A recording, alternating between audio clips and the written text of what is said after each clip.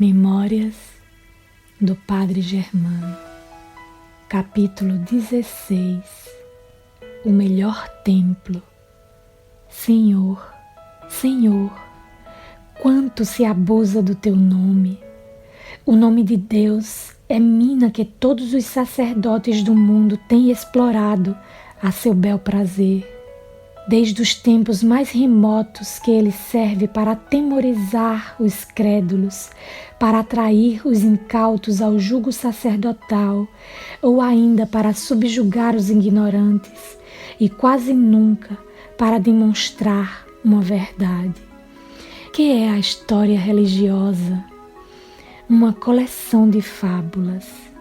E as religiões, que são, no início, todas são lagos cristalinos, depois convertem-se em pântanos lodosos, porque penetra nelas a exploração das misérias humanas, ficando a ideia primordial de aparecidas imagens que quase sempre pedem um templo ao pé de uma fonte.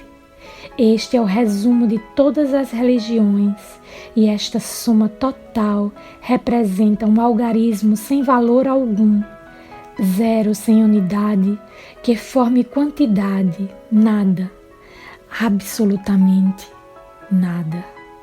Ó Senhor, não te adorasse eu na tua obra imensa, não sentisse, ao contemplar o espaço, estremecer meu coração, não trouxesse em meu íntimo os pressentimentos da imortalidade do Espírito, não admirasse os esplendores da natureza, não te visse radiando da criação como irradiam os sóis pelo espaço infinito, não aspirasse teu hálito divino na torrente que se despenha, como na flor silvestre que embalsama os prados, não compreendesse em suma que existes porque me criastes, e até se me esvairia a fé ao receber instruções de meus superiores.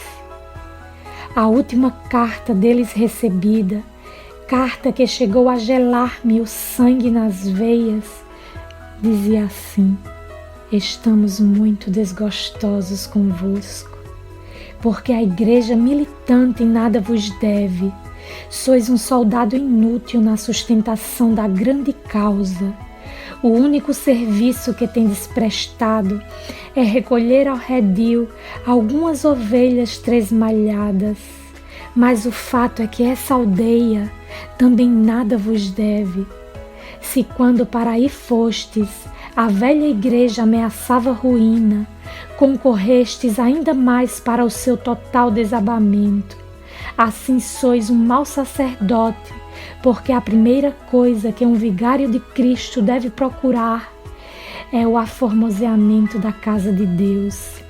Se a igreja for de tijolo, esforçar-se-á porque venha a ser de pedra, ou ainda, sendo possível, empregará na reconstrução os mármores mais finos, colunas de jaspe, estátuas de mármore que lhe componham as capelas. A essas casas de oração também se procura dar uma renda, pois em nada melhor podem os fiéis empregar seus haveres que no culto a serviço de Deus. Assim, repetimos, estamos muito desgostosos convosco, visto não atenderdes nem às vozes dos homens, nem aos avisos do Altíssimo. Tendes aí, bem perto, um manancial milagroso, águas medicinais que são um apelo de Deus para reedificardes a sua igreja, que a indiferença dos homens, inclusive a vossa, deixa ruir, como se não fora o lugar sagrado da oração, asilo dos pecadores, refúgio bendito dos atribulados e porta única dos aflitos. Vossa igreja desaba, paredes empenadas e ruinosas, e vós a deixais cair, porque não amais a Deus, considerando, entretanto, que vosso pecado pode talvez ser filho da ignorância. Se quiserdes reaver nossa graça, fazei um apelo aos vossos paroquianos e dizei-lhes, sem mentir, que os inspirados de Deus vos ordenam a reedificação desse templo. E mais, isto convém, que tivestes uma revelação na qual vos fizeram uma promessa, a saber, que a fonte da saúde dará alívio a todos os enfermos dessa aldeia, e não só a eles, mas a quantos acudirem em peregrinação ao santuário que ides reedificar, visto que Deus concede 100 por 1 àqueles de seus filhos que dele se lembrem.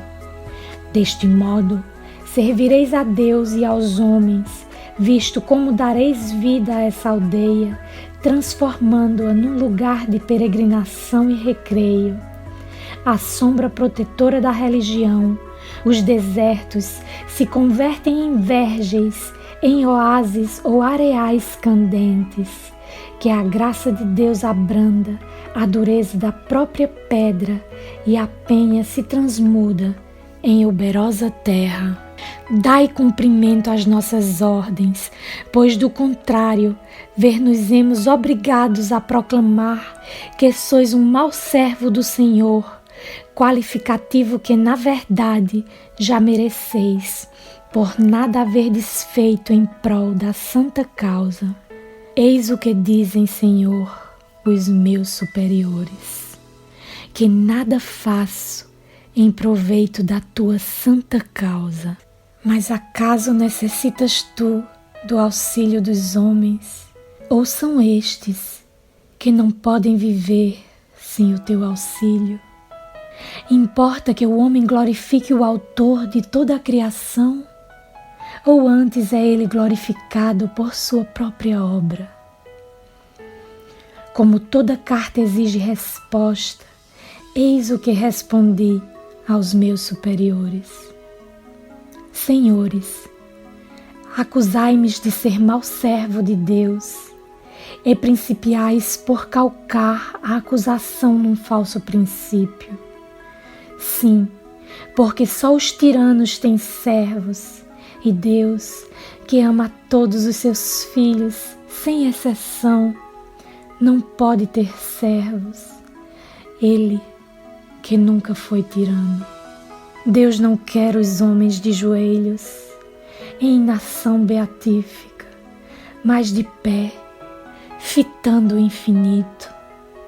Dizeis que abandono a velha igreja de minha aldeia, às consequências da sua decrepitude, essa igreja cujas paredes tremem ao frio de centenares de invernos. Dizeis que não cuido da casa do Senhor.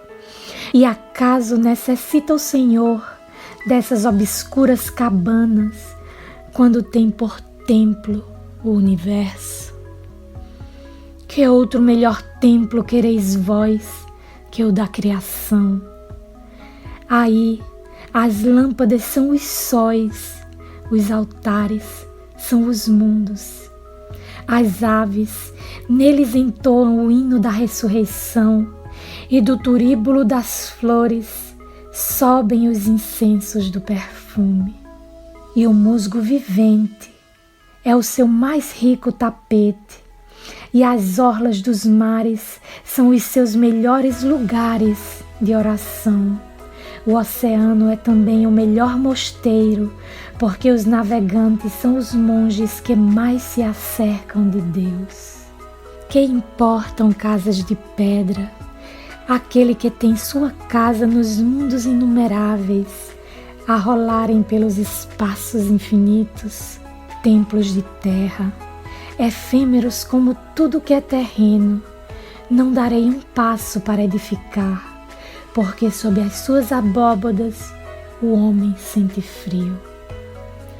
Cristo escolheu antes o cume dos montes e os frágeis barquinhos para neles fazer suas prédicas, provando-nos assim que a cátedra do Espírito Santo não necessita de lugares privilegiados que para anunciar aos homens o reino da verdade, na época da justiça, bastava haver apóstolos do Evangelho. Não faltam casas de pedras, nem lugares de oração. O que falta são homens de fé que tenham fogo no coração e na mente, centelhas de amor. Ainda assim, tais homens são úteis a si mesmos, não a Deus. Deus de nada necessita dos homens. Onde se viu a luz reclamar o auxílio da sombra? Quando foi que o oceano pediu às nuvens uma gota de orvalho? E os mundos, quando reclamaram eles o sustento de um grão de areia? Como, pois, Deus, que é maior do que todo o criado, há de precisar que o homem lhe renda uma adoração forçada? Ao que é tudo, nada lhe falta. Não reclameis casas para Deus, a fim de não parecerdes aquele louco que pretendia guardar num cesto grande os raios vivificantes do sol. Não espereis que eu dê um passo para reedificar minha velha igreja, pois cogito de levantar outros templos mais duradouros. Sabeis quais são? São os espíritos dos meus paroquianos, as almas simples destes camponeses que hão de regressar à terra tantas vezes quantas forem necessárias ao progresso do seu espírito. Ensino-lhes que amem a Deus sobre todas as coisas e ao próximo como a si mesmos. Procuro prepará-los para a vida espiritual, falando-lhes não dessa outra vida de que fala a Igreja, mas daquela que a razão nos dita. Inicio-os nos mistérios da imortalidade, falando-lhes da vida do Espírito, nessa formosa realidade. Ensino-lhes a rezar no recôncavo dos vales, no topo das colinas, no fundo dos abismos, quando se reúnem em torno da lareira, quando comem, quando descansam, quando despertam para o trabalho, sempre, constantemente os faço pensar em Deus. E devo dizê-lo, o meu pequeno rebanho não ora com os lábios, e sim com o pensamento fixo no bem. Por isso, meus fiéis também não precisam ir à igreja rezar. Cada qual tem um templo no próprio coração. Crede-me, senhores, a missão do sacerdote é educar o homem, não para o presente, mas para o futuro. Nós outros, bem o sabeis, somos iniciados, porque nossa vida contemplativa e estudiosa nos permitiu ouvir a voz dos que se foram. Sabemos que as almas vivem, como sabemos que os templos de pedra não são os lugares prediletos do Senhor. Deus não tem preferências, criou a humanidade para o progresso e deixa-lhe a liberdade para progredir. Próximos vêm os tempos, espíritos de luz encarnarão na terra, e nós, os vigários de Cristo, somos os encarregados de preparar os homens para a nova era. Nós, os que temos a luz, não as escondamos debaixo do alqueire, pois amanhã nos pedirão contas do mau uso que fizermos dos nossos conhecimentos. Quereis que preconize como milagroso o tênue regato da minha aldeia, propondo-me com isso uma torpe impostura, esquecido de que não sirvo à causa tão nobre por tão baixos meios. Certo, deixarei pobre, muito pobre mesmo, a minha aldeia. Entretanto, seus habitantes abençoarão minha memória, quando houverem de trocar este pouso de trevas pela serena tranquilidade da vida eterna.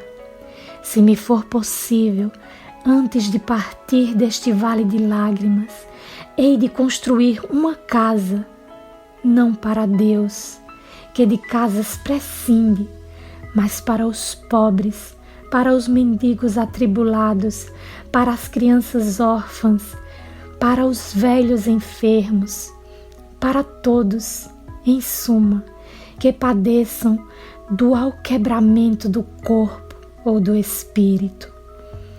Acreditai-me, senhores, sois vós que não ides por bom caminho. O verdadeiro sacerdote deve instruir o povo, deve iniciá-lo nos mistérios da outra vida, apresentando-lhe a eternidade tal qual é. Até agora, sinto-me disposto a cumprir minha missão, e nem pedidos nem ameaças poderão demover-me do meu nobre empenho. Fazei de mim o que vos aprouver. Destruí meu corpo, que é o mais que podereis fazer, porque meu espírito, esse sobreviverá e não faltará com quem me comunique na terra, para continuar a afirmar o que vos digo, que o melhor templo de Deus é a sua criação. Eis o que lhes respondi. Que farão eles de mim? Não sei. Entretanto, se me tirarem a vida, estou em afirmar que quase me prestarão um benefício. Vê-la-ei mais depressa, e ela, a menina pálida dos cabelos negros.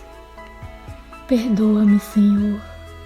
Sou egoísta, pois que me esqueço dos pobres da minha aldeia. Ingrato que é o homem, só quer viver para si, quando devemos viver para outrem.